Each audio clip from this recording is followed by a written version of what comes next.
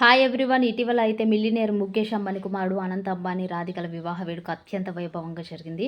ఎక్కడ చూసినా సోషల్ మీడియాలో ఆ వివాహ వేడుకకు సంబంధించిన వార్తలే.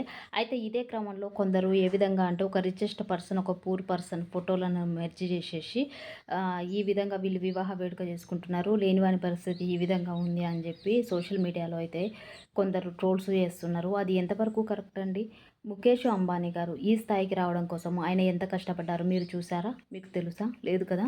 ఎప్పుడైనా ఒక వ్యక్తి ఎదిగిన తర్వాత ఆయనను ఆదర్శంగా తీసుకోండి. ఆయన గురించి తెలుసుకోండి. అంతే తప్పించి వీరికి ఉన్నది వీళ్ళకి లేదు అన్నది కరెక్ట్ కాదు. మీకు దమ్ము ధైర్యం ఉంటే మీరు కూడా కష్టపడండి, సంపాదించండి, ఒక ఉన్నత స్థాయికి రండి. అంతేకాని ఒక స్థాయిలో ఉన్న వ్యక్తిని విమర్శించడం ఎంతవరకు కరెక్ట్ కాదు. ఎందుకంటే ఆ వ్యక్తి ఆ స్థాయికి చేరుకోవడానికి ఎన్ని కష్టాలు అనుభవించాడన్నది ఎవరికీ తెలియదు. కాబట్టి ఇటువంటి పిచ్చి పిచ్చి ట్రోల్స్ అనేది మానుకోండి. మీకు నా వీడియో నచ్చినట్టయితే లైక్ చేయండి, షేర్ చేయండి, కామెంట్ చేయండి, నా ఛానల్ సబ్స్క్రైబ్ చేసుకోండి.